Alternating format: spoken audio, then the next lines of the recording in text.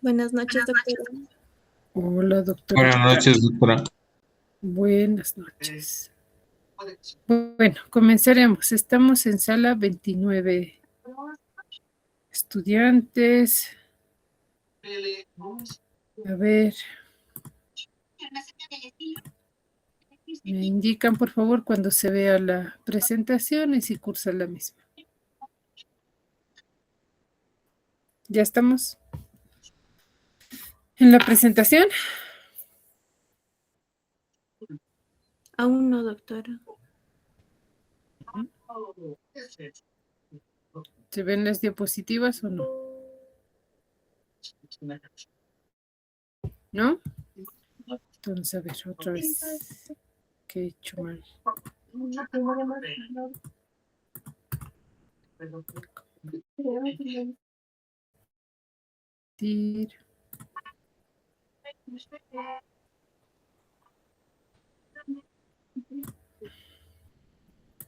¿Ahora? Ahora sí, doctora. Ahora sí. Perfecto. Entonces, el día de hoy vamos a ver esta patología que es frecuente, la más frecuente, que es la enfermedad pulmonar intersticial difusa. Tal vez en otros libros, sobre todo en lo que se refiere a hallazgos radiológicos, lo van a ver como enfermedad infiltrativa, ¿sí? Pulmonar difusa. ¿Y qué es la enfermedad pulmonar difusa, intersticial? Para esto tenemos que saber qué es el intersticio pulmonar, ¿sí? ¿Y qué es el intersticio pulmonar? No es nada más que la trama de tejido conectivo que contiene, ¿sí? Que le da forma a los espacios alveolares, a los acinos pulmonares, de acuerdo a los vasos sanguíneos y otras estructuras pulmonares. Este espacio, este intersticio pulmonar está compuesto por fibroblastos, miofibroblastos, colágeno, fibras de fibronectina y otros componentes de lo que es la matriz extracelular. Esta red de tejido conectivo es fundamental para que para mantener la arquitectura pulmonar y obviamente si se mantiene íntegra, funcional, permite el intercambio gaseoso eficiente, ¿sí? Este intersticio pulmonar está constituido, es uno solo, pero por fines académicos o para su mejor estudio, para definir un tipo de patrón específico del cual se va a tratar esta fibrosis pulmonar, se divide en tres. En alguna bibliografía lo van a encontrar cuatro. En un intersticio lobular o intralobulillar, ¿sí? Intersticio centrolobular o centrolobulillar, un intersticio peribroncovascular que se encuentra entre la trama vasculobronquial, que generalmente se da en procesos inflamatorios o infecciosos. Y hay otro cuarto, el intersticio subpleural, que nos sirve para definir un tipo de patrón específico. Y entre estos intersticios se encuentra un septo interlobulillar o lobar. Este intersticio pulmonar está formado por el lóbulo pulmonar secundario o lobulillo pulmonar secundario. Este lobulillo pulmonar secundario, ustedes han escuchado hablar de ¿sí? Es la estructura anatomofuncional más pequeña que tiene el pulmón. Y tiene una forma poliédrica, como están viendo en este gráfico. Mide alrededor de 1 a 2.5 centímetros. Esta consta de ¿qué? De una arteriola central pulmonar, un bronquio terminal y el acino, ¿no? Este acino que mide alrededor de 6 a 10 milímetros, que lo vamos a ver aquí, ¿sí? Este acino que mide entre 6 a 10 milímetros y cada acino tiene alrededor de ¿cuántos? Solamente es una agrupación de múltiples alveolos, ¿sí? Y este lobulillo pulmonar secundario tiene alrededor de 3 a 25 acinos. Esto es lo que vamos a ver en lo que son los hallazgos radiológicos, un patrón intersticial, que va a comprometer estos intersticios, ¿sí? Aquí tenemos al bronquio, a la arteriola que habíamos dicho y a los acinos. Cuando nosotros definimos lo que es un lobulillo pulmonar secundario, es más una definición que anatomopatológica, ¿de acuerdo? Entonces, además de estas estructuras, tienen los septos, ¿sí? Estos septos interlobulares. En estos septos interlobulares se encuentran las venas pulmonares y los linfáticos. ¿Por qué es importante citar este lobulillo pulmonar secundario? Porque cualquier alteración en su estructura o del intersticio que rodea a este lobulillo pulmonar secundario va a determinar un patrón específico de la fibrosis pulmonar. De ahí la importancia de citarlo y volverles a citar en lo que son los hallazgos radiográficos. Es así que nos vamos a la definición. Vamos a hacer ingresar a sus compañeros, los últimos que van a ingresar. Creo que solo es uno. Solo es uno. Entonces, tenemos, ¿qué es la enfermedad intersticial difusa pulmonar? Pues es un grupo heterogéneo que reúne a más de 150 enfermedades intersticiales que tienen características radiográficas, clínicas y pruebas funcionales respiratorias comunes entre sí. ¿Qué es lo que afectan? Pues estructuras alveolo-intersticiales. Afectan también las vías aéreas pequeñas y su vascularización. ¿Cuál es la incidencia? 10.7 casos por 100.000 en hombres y 7.4 casos por 100.000 mujeres. El rango de prevalencia es de 3 a 20 casos por 100.000 habitantes. ¿Cuál es el género más afectado? Son el sexo masculino, ¿no? La edad, rango en el que se presenta esta patología es entre los 40 a 70 años, pero 2/3 partes de la población se diagnostican a partir de los 60 años. ¿Cuál es su clasificación? Actualmente se clasifica en 5 grupos, ¿sí? La primera son principales neumonías intersticiales idiopáticas. Dentro de este grupo encontramos a su principal representante como es la fibrosis pulmonar y también encontramos a la neumonía intersticial no específica, la neumonía pulmonar intersticial usual, la descamativa, la criptogénica y la neumonía intersticial aguda, ¿sí? Pero que ustedes sepan, esta clasificación que les voy a citar luego es la más importante. Neumonías intersticiales idiopáticas raras. Aquí se encuentra la neumonía intersticial linfoidea idiopática, la fibroelastosis pleuroparenquimatosa idiopática. Otra clasificación, la neumonía intersticial idiopática no clasificable. Aquí tenemos las de causa conocida o asociadas, otro tipo de fibrosis de PID o enfermedad pulmonar intersticial, que son las que están asociadas a enfermedades del colágeno, secundarias a la inhalación de polvo inorgánico, o las inducidas por fármacos o radioterapia, las de causas por exposición a polvo orgánico, ¿no? Entonces, tenemos otro grupo que son las primarias o asociadas a procesos no bien definidos, y aquí se encuentra la sarcoidosis, la proteinosis alveolar, la microlitiasis alveolar, la linfangiolimiomatosis, eosinofilias pulmonares, entre otros, histiocytosis X. Pero lo que yo quiero que se quede de todo este enrollo que han hecho, para ustedes es una clasificación clásica, académica. El EPID se clasifica en neumonías intersticiales idiopáticas, que son las de causa desconocida, no se sabe la causa. Y ahí su principal representante está la fibrosis pulmonar idiopática o la neumonía intersticial usual. En el segundo grupo tenemos al EPID de causa conocida o asociada a entidades bien definidas. Dentro de este grupo, 4 más importantes, que es el EPID asociado a inhalación de polvo inorgánico. Y dentro de este polvo inorgánico tenemos a las neumoconiosis, que es otro grupo. Dentro de esta neumoconiosis vamos a clasificarlos según el tipo de metal inorgánico inhalado, por ejemplo, sililiosis, etcétera, ¿ya? En este grupo de causa conocida o asociada también encontramos a los de causa asociada a enfermedades o del colágeno, artritis reumatoidea, lupus eritematoso, ¿sí? Esclerodermia, que producen fibrosis pulmonar. Y luego tenemos otro tercer grupo, que es un grupo heterogéneo primario o asociados a procesos poco definidos, poco conocidos.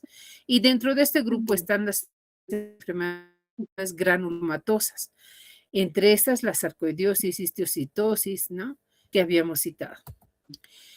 Primer grupo, causas conocidas o asociadas a entidades bien definidas. Aquí tenemos, según agentes inhalados, lo que les decía, de causa inorgánica, neumoconiosis,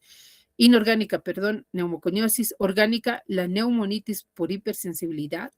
Aquí generalmente son antígenos los que se inhalan, de aves, roedores, hongos, bacterias, ¿no? Los carpinteros, por ejemplo, que están expuestos a la inhalación de polvo orgánico por el moho, porque la madera tiene moho, entonces inhalan ese tipo de hongos que puede dar lugar a neumonitis por hipersensibilidad. Otra neumonitis por hipersensibilidad es frecuente. Aquellos cuidadores de aves, las heces de las aves también tienen bacterias y puede producir también un tipo de neumonitis por hipersensibilidad.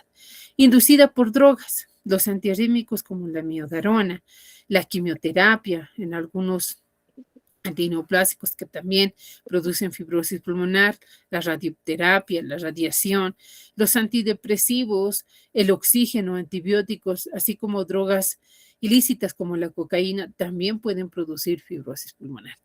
Enfermedades de tejido conectivo, en primer lugar, quien nos va a producir de entrada fibrosis pulmonar va a ser la esclerodermia. También la polimiositis, dermatomiositis, el lupus eritematoso sistémico, la artritis reumatoidea, enfermedad mixta del tejido conectivo, ya entre otras. Aquí tenemos un ejemplo de la neumoconiosis. Sabemos que dentro de este grupo está la asbestosis, los que están expuestos al asbesto, y el diagnóstico se lo hace a través de microscopía electrónica con el hallazgo de cuerpos de asbesto, ¿sí? Que tiene la característica de ser un material proteico en los macrófagos, ¿sí? La característica clave de esto es el antecedente que tienen, su exposición laboral, y lo que vamos a ver en la radiografía de tórax, pues son imágenes de placas pleurales que se encuentran a este nivel, lo característico, y su potencial de esta neumoconiosis de producir cáncer. El tratamiento broncodilatador. Es más de especialidad, pero es importante que ustedes conozcan. Otra patología, inhalación de neumoconiosis frecuente es la silicosis. Es por la inhalación del dióxido de silicio cristalino.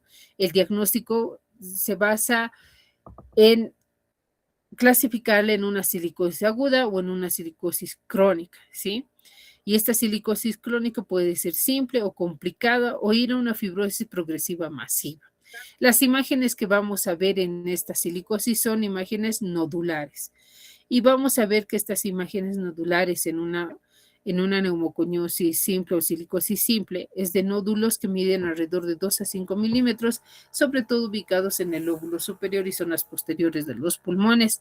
Otra característica que nos da la silicosis radiológicamente son las adenopatías periliares calcificadas, que son conocidas como imágenes en cáscara de huevo. Entonces, si yo les pregunto, ¿qué es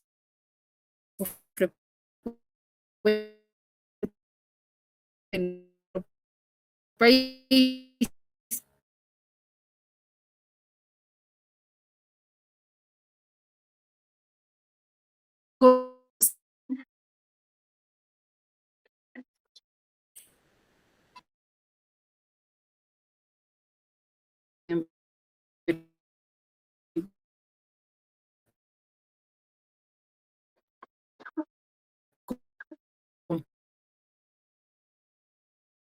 Imágenes de consolidación y neumotórax, imágenes quísticas. Esto es solamente para que ustedes conozcan, no quiero como les digo, esta patología es más de especialidad, pero ustedes tienen que saber cuán complejo también es el diagnóstico de esta patología. No es fibrosis y punto. Para el diagnóstico de fibrosis tenemos que identificar un patrón específico, es un manejo multidisciplinar, el diagnóstico también es multidisciplinario, pero a lo que me voy es que no tenemos que saber qué tipo de fibrosis se trata para poderla tratar a tiempo y que el pronóstico de este paciente, pues obviamente sea bueno, no sea malo, ¿no? Por no haberlo diagnosticado de forma adecuada. Entonces, darle el chance para que evolucione bien. Si ustedes se fijan, esta es una fibrosis de causa conocida y asociada a enfermedad de tejido conectivo. Si ustedes ven en la columna de color naranja, aquí tenemos la esclerodermia, la fibrosis pulmonar o el EPIT que produce y el tipo de patrón que se puede presentar según la esclerodermia. Una neumonía intersticial no específica, una neumonía intersticial usual y también puede presentarse con datos de hipertensión arterial pulmonar. Miositis, dermatomiositis. Fíjense, los patrones son diferentes. La artritis reumatoidea de igual manera. Entonces, las manifestaciones clínicas también pueden ser obviamente asociadas a la patología de base reumatológica. Y el tipo de anticuerpos que nosotros solicitamos también para su diagnóstico. Puede ser que no tenga manifestaciones clínicas, pero sí ya compromiso pulmonar. Entonces, nosotros tenemos el deber de solicitar estas pruebas para descartar de que esa fibrosis se deba a una enfermedad de tejido conectivo.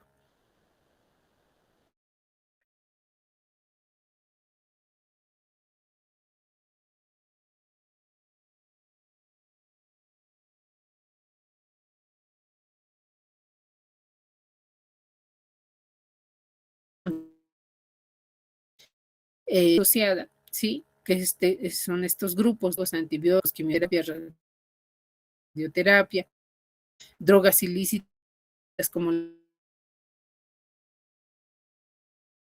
la cocaína,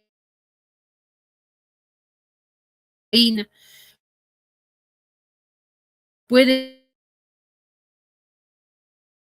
del parénquima pulmonar y el tratamiento que nosotros le podemos dar.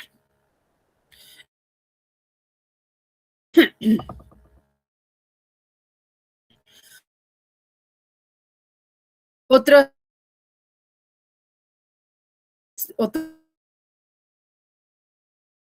estas pues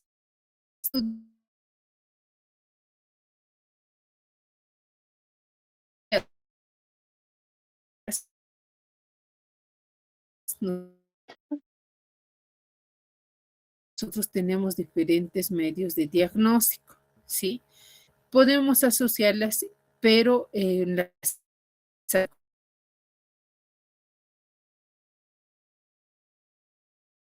una fibrosis pulmonar y que ustedes deben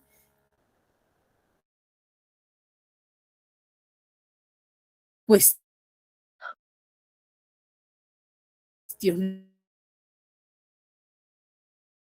a la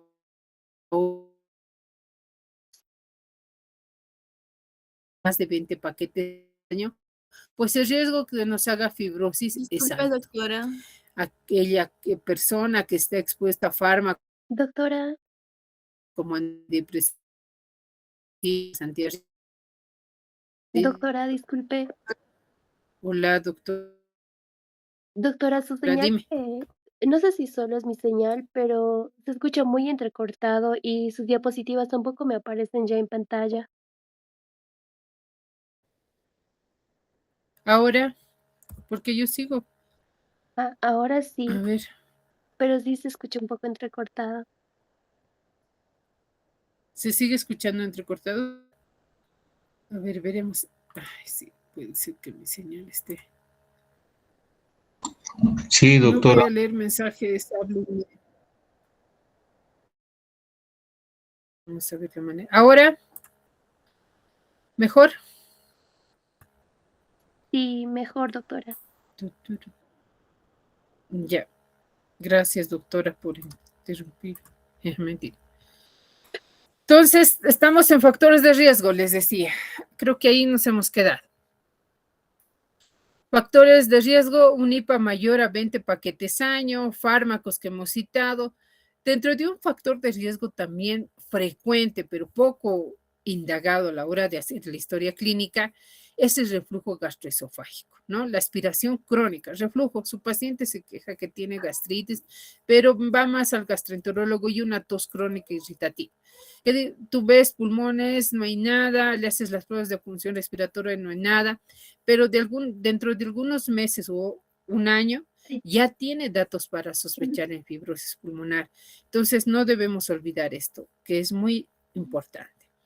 Factores ambientales, la exposición a metales, cobre, plata, acero, por pinos, solventes.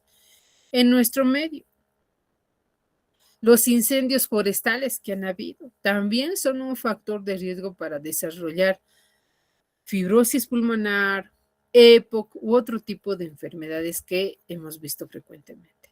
Factores infecciosos, micobacterias, herpes virus, citomegalovirus, que tienen un rol también importante a la hora del desarrollo de la fibrosis pulmonar. Factores genéticos, mutaciones en los genes que mantienen la longitud de los telómeros, ¿no? En las alteraciones a nivel de lo que es la proteína C del surfactante, en la región promotora de la mucina 5B, autoinmunes como los patología para ver por qué se produce la fibrosis. Ya se han visto tres pilares fundamentales, alteraciones en estos tres pilares fundamentales, que es la proliferación de fibroblastos, remodelación de la matriz extracelular y destrucción de esta estructura acompañada de depósito de colágeno. Estamos hablando de nuestra definición que les citaba a un inicio. ¿Y qué es lo que pasa? ¿Por qué se da la fibrosis pulmonar o una enfermedad pulmonar intersticial?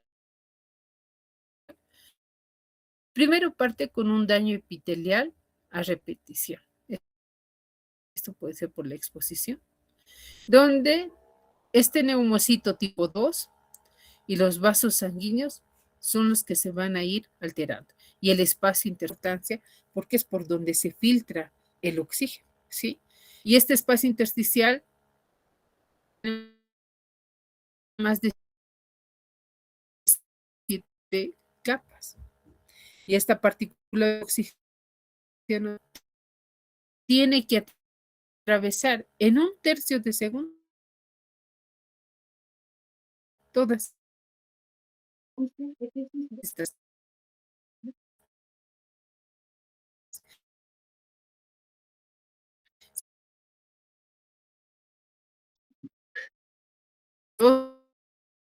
neutrófilos. Hasta el momento ustedes han debido ver en todo lo que es fisiopatología que el neutrófilo es el malo de la película porque empieza a activar citoquinas proinflamatorias que causan todos los problemas habidos y por haber. Entre estas citoquinas inflamatorias, específicamente en la fibrosis pulmonar, se activa la interleucina 4, 10 y 13. Factor de necrosis tumoral alfa, factor de crecimiento, que también son importantes a la hora de querer reparar la lesión que está causando, la inflamación que está causando. Segunda fase, que es el reclutamiento de los fibroblastos. Cuando existe este reclutamiento de los fibroblastos, existe alteración, ¿sí? ¿A nivel de qué? De las células endoteliales. Si existe alteración a nivel de las células endoteliales, vamos a perder vasos sanguíneos.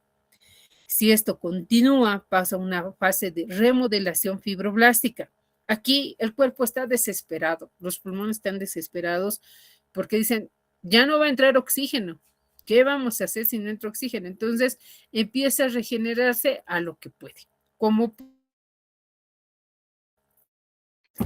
Y existen vasos existe neoformación de vasos. En este momento, este neutrófilo que se ha activado empieza a ver apoptosis de los macrófagos, de los polimorfos nucleares. Si todo este proceso sigue, ¿sí? Hay activación del factor de crecimiento celular. Este factor de crecimiento celular es muy importante porque da lugar a la acumulación de matriz extracelular, colágeno.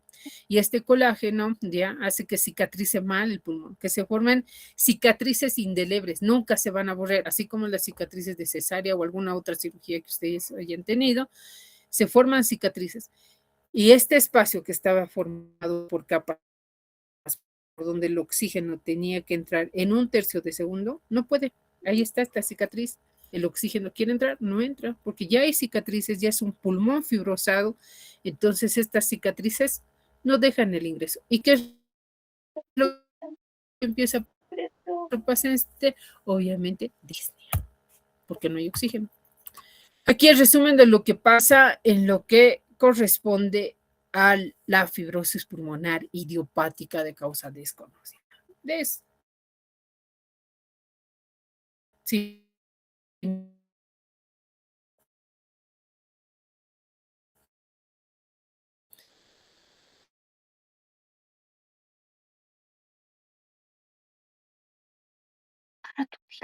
Daño epitelial, un cuarto paso que da lugar a la fibrosis y repitelización alterada, ¿sí? Disculpe, doctora. Con la formación de cicatrices irreversibles en el parénquima pulmonar. Dime, doctora, ¿otra vez se ha perdido la señal? Hola, Sí, doctora. Otra vez se ha perdido la señal, te digo. Sí, doctora. Se entrecortó de nuevo. Ya, me voy allá, porque si no, no terminaremos nunca. Ya. Creo que es mi señal. Ahora sí, ¿me escuchan todo bien? Sí, doctora, ahora sí. Ahora sí, estoy más cerca de la fuente. ¿Se ha entendido todo lo que es la fisiopatología?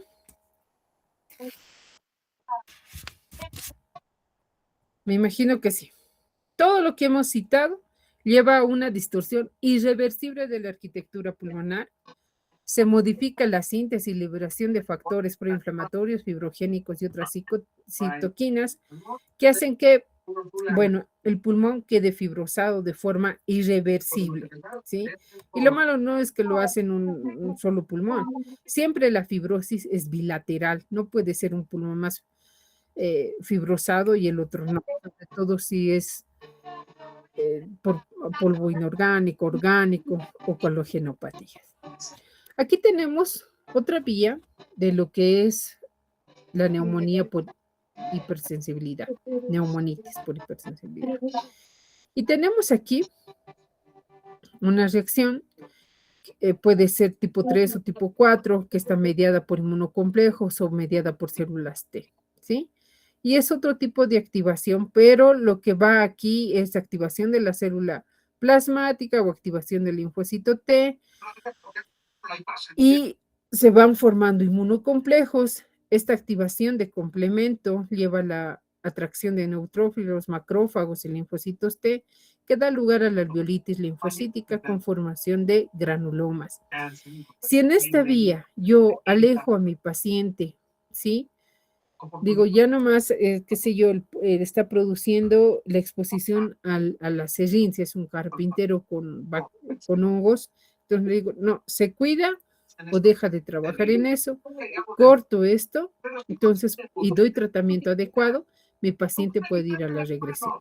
Pero si se continúa expuesto al antígeno que está produciendo esta cadena, esta neumonía por hipersensibilidad, obviamente va a ir a la fibrosis. ¿Cómo se hace el diagnóstico? Como les decía, tiene que haber una historia clínica totalmente detallada. Sí o sí, yo tengo que hacer énfasis desde que ingresa mi paciente, desde que yo hago filiación, ahí yo ya me voy dando cuenta qué patología pulmonar puede tener mi paciente. Si es minero, muy bien. No es solo quedarse con que es minero, punto. Tenemos que averiguar. Minero, ¿en qué turnos trabaja? Mañana, tarde, noche, sábados o domingos. Porque eso es lo que hacen lastimosamente los mineros por ganar dinero. Trabajan turnos mañana, tarde, noche, sábados, domingos, feriados. Entonces, es muy importante el tiempo de que el minero está ingresando y cuál es su trabajo. ¿Es perforista? ¿Sí?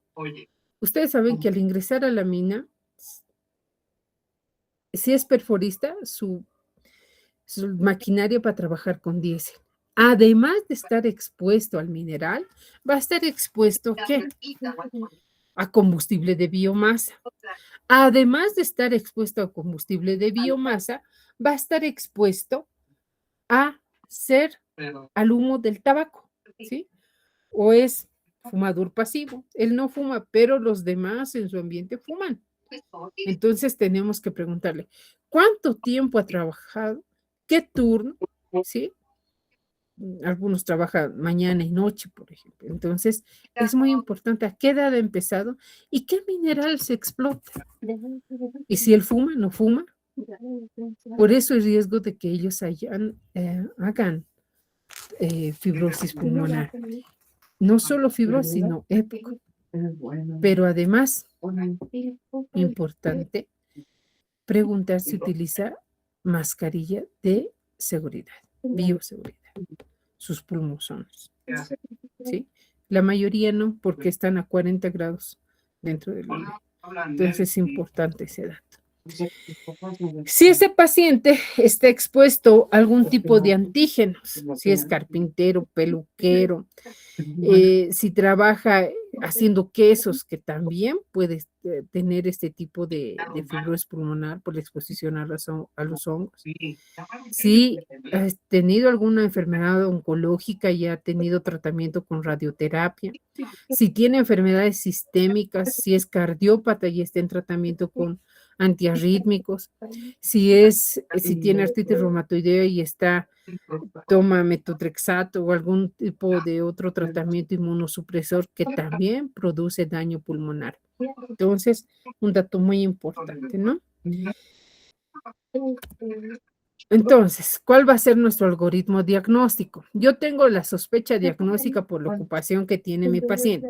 Tengo que hacer énfasis en mi historia clínica. ¿Cuál es el siguiente paso? Tengo que realizar pruebas de función respiratoria. Dentro de estas pruebas de función respiratoria, las más frecuentes a utilizar son la espirometría, la caminata de 6 minutos y la prueba de difusión. Luego, tengo que sí o sí solicitar una tomografía de alta resolución, una tomografía, una TACAR, ¿no? Y ver qué tipo de patrón tiene según las características que yo les había citado en lo que es el patrón radiológico usual o qué otro patrón, ¿sí? Si estoy frente a una fibrosis pulmonar idiopática, que es lo más temible, me va a reportar una neumonía intersticial usual, ¿sí? Entonces, de acuerdo al tipo de patrón que yo tenga, puedo yo iniciar mi tratamiento. Ojo, el diagnóstico de una fibrosis pulmonar no solo lo hace el neumólogo, tanto el diagnóstico como el tratamiento es multidisciplinario. ¿De acuerdo? Entonces, las principales especialidades que se agrupan para el diagnóstico es el imagenólogo, experto en lo que es tórax, el neumólogo y el patólogo para el diagnóstico. Y para el tratamiento puede incluirse también al reumatólogo. Entonces, si no es una fibrosis pulmonar idiopática, una neumonía intersticial usual, nos reporta otro tipo de patrón como una neumonía organizativa, descamativa, no específica. Yo tengo que solicitar otros estudios como anticuerpos, lavado broncoalveolar con citometría de flujo o irme a la biopsia para hacer su diagnóstico. Entonces, para el diagnóstico, historia clínica, ver la edad de presentación, que generalmente es a partir de los 60 años. Generalmente es un inicio insidioso, ¿no? El paciente te refiere que ha tenido tos, pero es una tos seca, no es una tos productiva.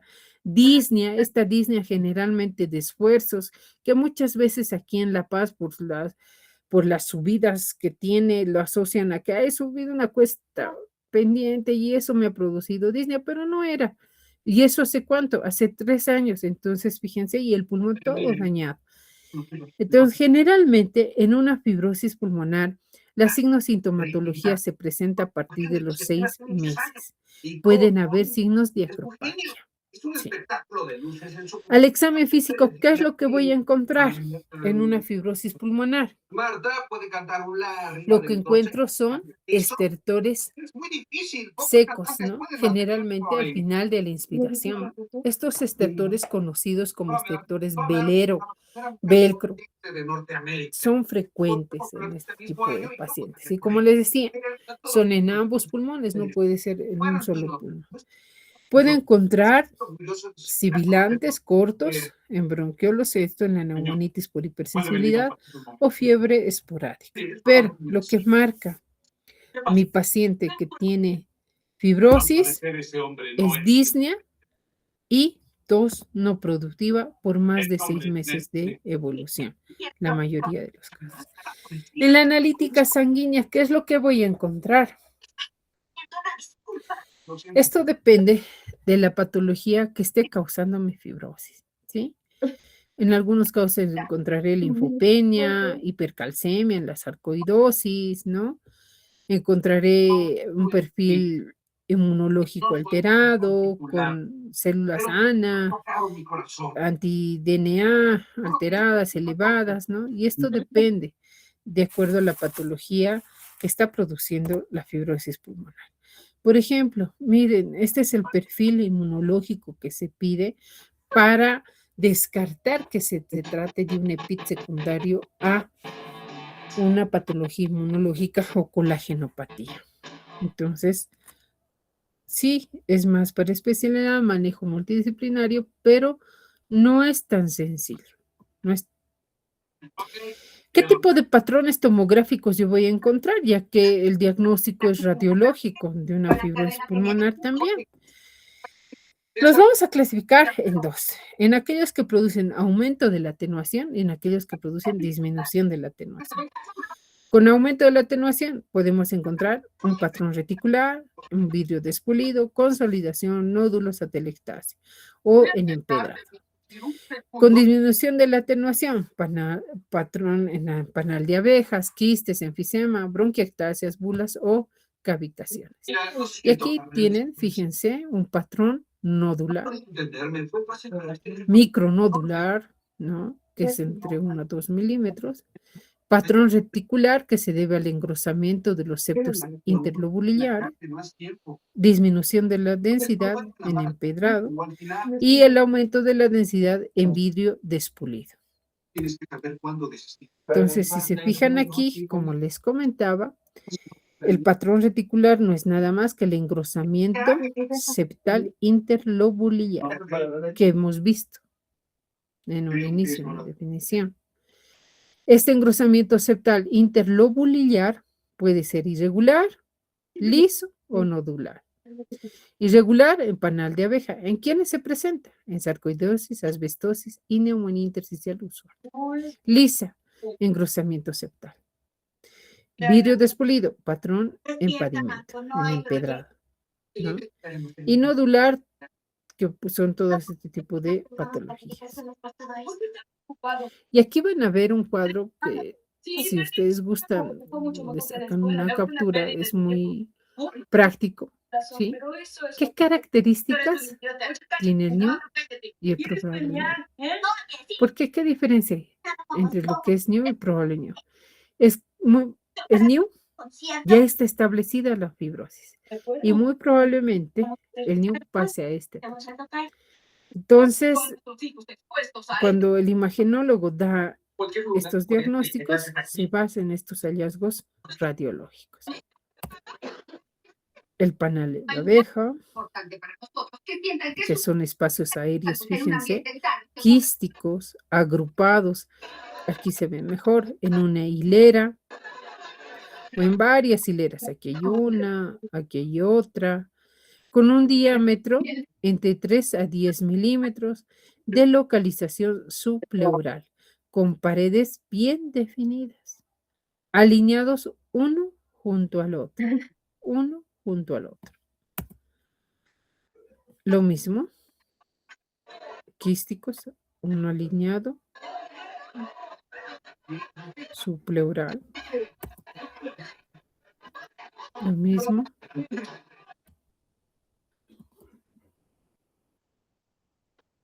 Lo mismo. ¿Ustedes creen que con este pulmón se puede respirar? Pues no. Aquí tenemos el patrón lineal, engrosamiento de los septos interfluviales, parece una imagen en telaraña, ¿no? No, patrón nodular, lo que les decía. Nódulos, se dice nódulos cuando es mayor a 2 milímetros. Y miliares o micronodulares cuando es 1 a 2 milímetros. ¿En qué patologías? Generalmente en granulomatosas como la sarcoidosis, inclusive la tuberculosis, silicosis, histocitosis, Langerhans, inclusive metástasis. En vidrio despulido de alta densidad, patrones quísticos que ya hemos visto, y cuando ya existe un compromiso severo, las imágenes de consolidación, contracción y formación de bronquiectasias. Importante, ¿no? Aquí tenemos la clasificación de la silicosis, más de especialidad, pero para que vean que no es sencillo clasificarla, sobre todo cuando quieren calificar para jubilarse, ¿sí? Por enfermedad, se tiene que estratificar de forma muy adecuada este tipo de lesiones. Crónica simple, crónica complicada, fibrosis pulmonar intersticial, acelerada o aguda. Ahora, en una fibrosis pulmonar, luego de haber pedido una tomografía y tú ves que existe un patrón intersticial o que no existe, pero mi paciente se sigue quejando de disnea, entonces yo tengo la obligación de pedir pruebas de función respiratoria. Y dentro de estas pruebas de función respiratoria, lo primero que pedimos es una espirometría. ¿Qué es lo que más frecuentemente encuentro en una espirometría en un paciente con fibrosis? Un patrón restrictivo. Cuando digo que es restrictivo, cuando la capacidad vital forzada se encuentra por debajo de 80%. ¿Sí? Puede haber un patrón obstructivo en la neumonitis por hipersensibilidad, ¿sí? Bronquiolitis, sarcoidosis, teocitosis, neumonía usinótica, pero generalmente nos da un patrón restrictivo. Sin embargo, van a ver en algunos pacientes que se siguen quejando de disnea. La tomografía tiene un tenue infiltrado intersticial, la espirometría normal, pero la primera prueba funcional en alterarse en un paciente con fibrosis pulmonar es la prueba del DLCO, de difusión, ¿sí? De difusión.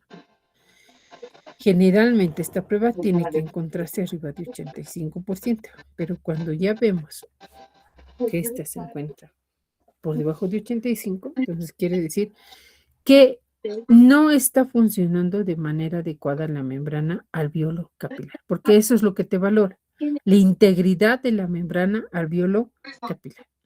Y esta membrana alveolo capilar no es nada más que el intersticio. Entonces, fíjense, algo está pasando ahí que no se está llevando a cabo el intercambio hematogaseoso de forma adecuada. Puedo recurrir a otras pruebas como el lavado broncoalveolar. Entonces, aquí ven características físicas, en algunos casos se ve la celularidad, citometría de flujo y el posible diagnóstico que nos pueda dar. ¿En qué casos está contraindicado el lavado broncoalveolar? Cuando existen zonas extensas de fibrosis, ¿ya? ¿Para qué nos sirve el lavado broncoalveolar? Además, para ver un recuento de linfocitos T y B, ver este porcentaje de linfocitos T, CD4 y CD8, aplicar una diferencia, un índice se llama de CD4 y CD8, que se dice que es mayor a 2 en la sarcoidosis y menos de 1 en la neumonitis por hipersensibilidad. Entonces son algunos parámetros que nos da De ventaja el lavado broncoalveolar para hacer nuestros diagnósticos de enfermedades, sobre todo granulomatosas. La biopsia transbronquial sí es importante cuando, sobre todo, se trata, no define el patrón el imagenólogo, ¿sí? Ni las pruebas de función respiratoria son concluyentes, entonces tienes que ir a una biopsia, porque el estudio 100% que nos dice que se trata de una fibrosis es el anátomo patológico, ¿no? Se puede llegar no solo a una biopsia transbronquial, sino también a una biopsia pulmonar quirúrgica. Entonces, es importante. Por eso les decía que el diagnóstico y el manejo es multidisciplinario en la fibrosis pulmonar. ¿Quién tiene que intervenir? El patólogo, el imagenólogo y el neumólogo, ¿sí? Entonces, son algunas otras estudios, sobre todo el patológico, que también nos va a decir si se trata de este tipo de fibrosis. Obviamente tiene que ser experto también en patología intersticial. Otras exploraciones podemos pedir el ISA, la presencia de inmunoglobulina G específica para suero de aves, que nos habla de una neumonitis por hipersensibilidad, pruebas cutáneas, en el caso también de neumonitis por hipersensibilidad, prueba de broncoprovocación específicas, pruebas de hipersensibilidad retardada en casos de ¿no? Para diagnosticar sarcoidosis, en algunos casos se hace.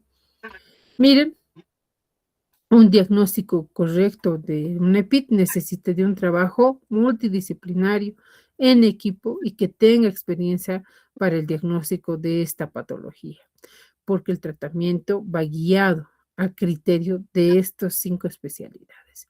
Entonces, de base tenemos al neumólogo, radiólogo y patólogo, pero interviene también el reumatólogo y el fibrobroncoscopista.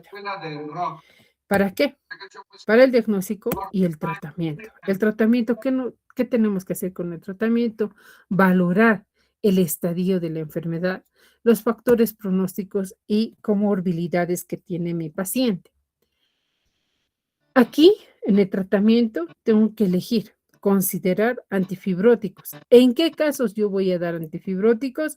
En el caso que se trate de una neumonía intersticial usual o fibrosis pulmonar idiopática. Evitar las causas agravantes de la enfermedad. Si esta fibrosis se ha producido por un reflujo gastroesofágico crónico, obviamente tengo que evitar de que esa enfermedad siga. Tengo que mandarlo al gastroenterólogo y que, bueno, haga un tratamiento de forma adecuada. Evitar infecciones respiratorias, evitar de que ese paciente llegue a presentar hipertensión arterial pulmonar.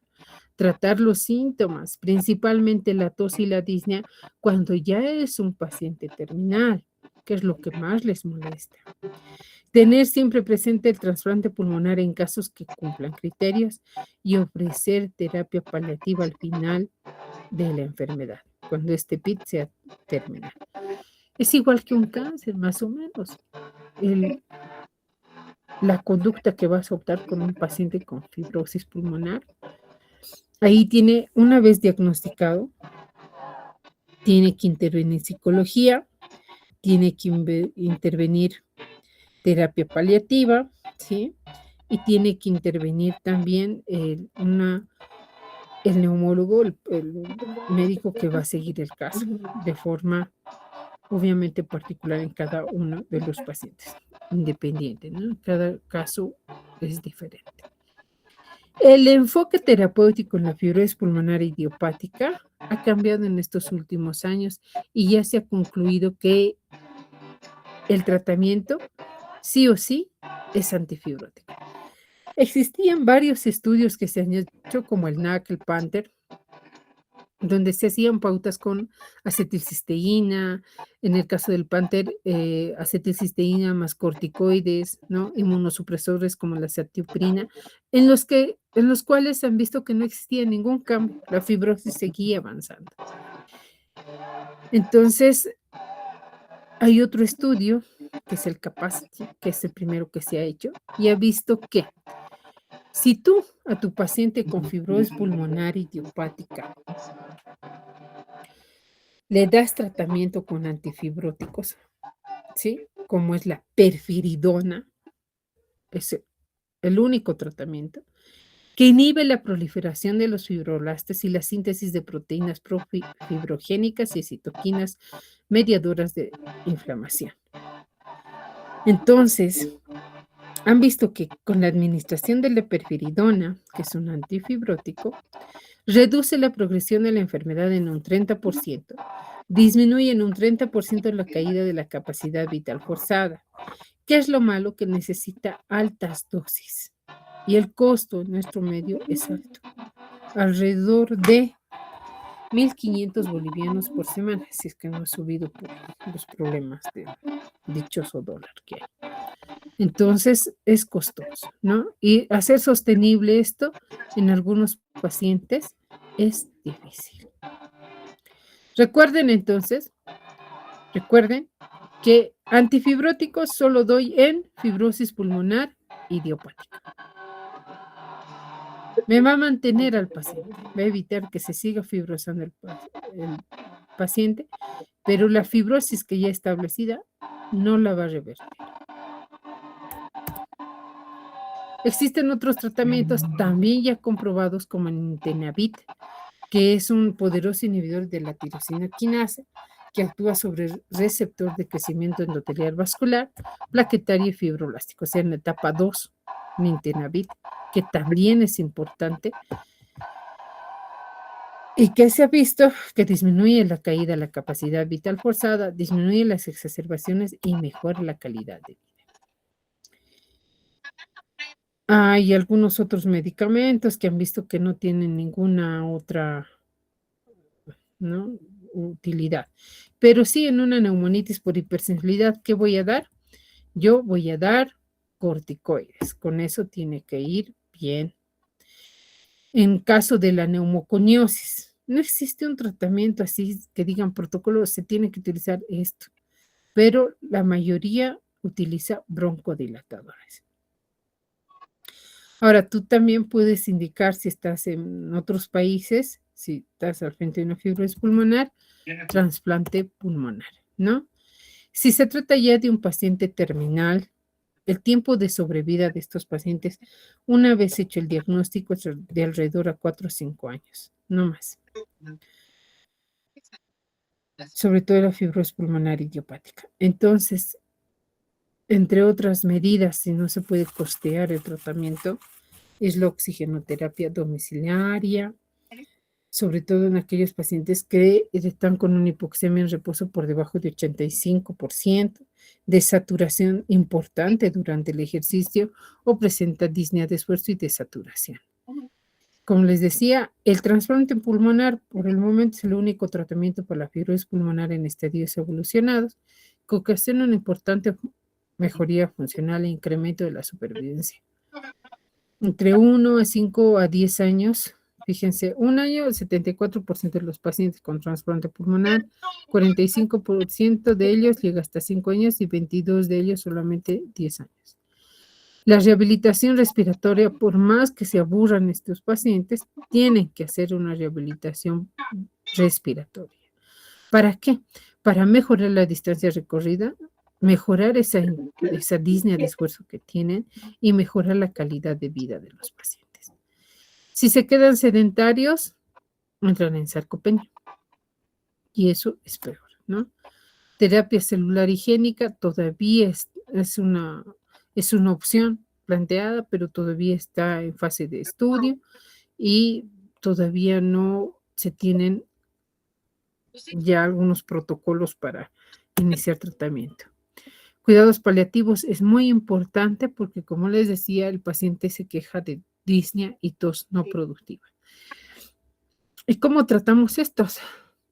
Pues para la tos podemos utilizar antitusígenos como la codeína, otros opiáceos, inclusive podemos utilizar corticoides que han demostrado cierta eficacia para el control de la tos. Entonces, cuando ustedes vean que su paciente está recibiendo corticoides, no es tanto para tratar la fibrosis, sino para tratar estas molestias como la disnea y la tos. Inclusive podemos llegar a la talidomida, administración de la talidomida para disminuir los accesos de tos, mejorar la calidad de vida respiratoria y dosis bajas de morfina pueden mejorar tanto mejorar la sensación de la disnea como la tos persistente en pacientes con enfermedad avanzada. Entonces aquí tienen los 10 mandamientos de la enfermedad intersticial y como ven ahí, ¿qué dice? Cuando sospechen de que se trate de fibrosis o la tomografía que ustedes solicitan reporte fibrosis. A ver, ¿quién me dice?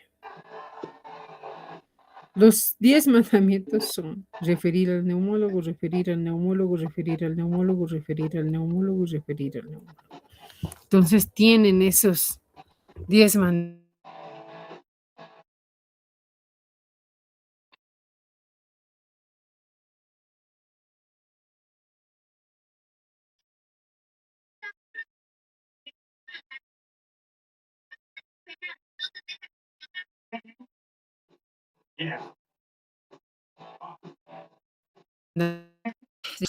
Otra vez. Se lleven lo más importante de la teórica. ¿Algunas dudas, preguntas? Doctores, preguntas, dudas.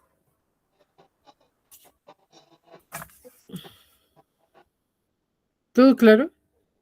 Voy a hacer mi pregunta para su asistencia, doctora, que es coordinadora. Tienes que sacarle la captura a las respuestas. La pregunta es la siguiente.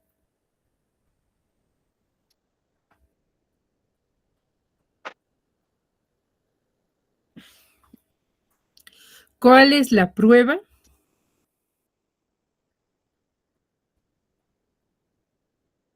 respiratorio funcional respiratoria primera en alterarse en una fibrosis pulmonar? Vayan respondiendo. Segunda pregunta.